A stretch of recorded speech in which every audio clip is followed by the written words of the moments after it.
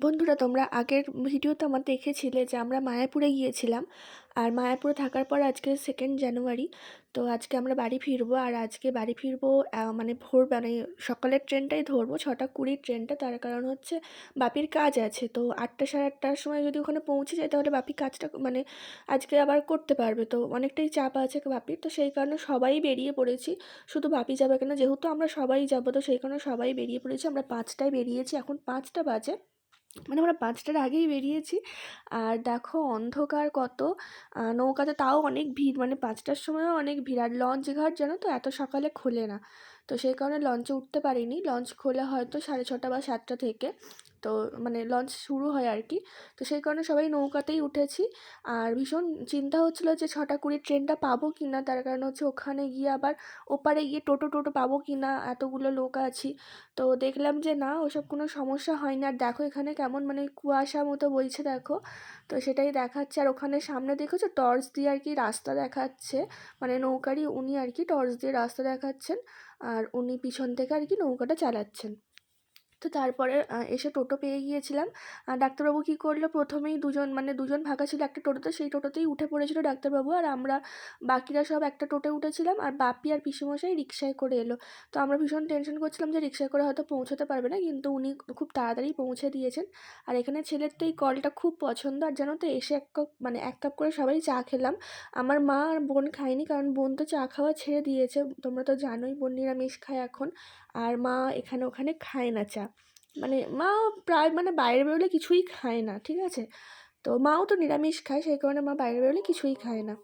তো তারপরে দেখো আমরা ট্রেনের অপেক্ষা করছিলাম।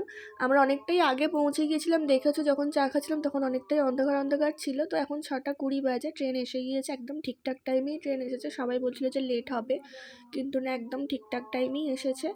তো মানে সকালে যে ট্রেনে এত ভিড় হয় মানে ভেবে উঠতে পারিনি, বিশ্বাস করো। মানে বসার তো জায়গা নেই, মানে কোনো রকমে তাড়াহুড়ো করে আর কি উঠেছি, এরকম একটা ব্যাপার। কয়েকজন আমরা বসতে পেরেছিলাম।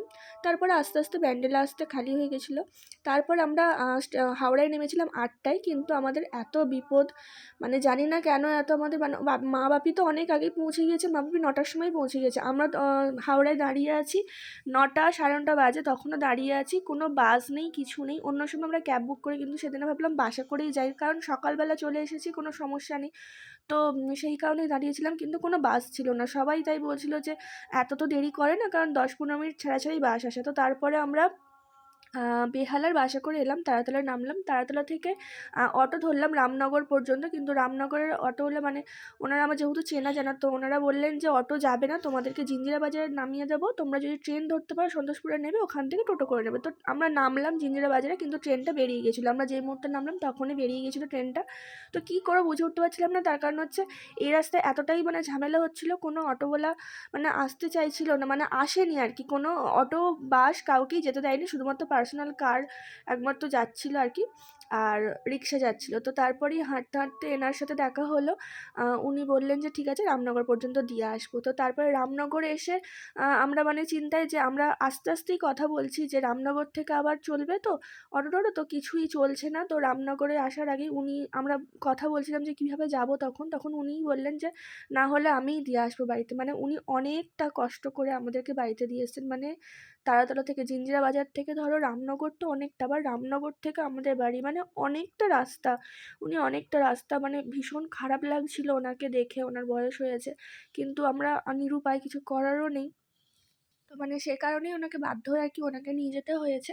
তো তারপরে উনি হাঁপিয়েও যাচ্ছিলেন, আমরা বারবার বলছিলাম যে আপনি একটু রেস্ট নিন, একটু দাঁড়িয়ে যান, কোনো ব্যাপার না।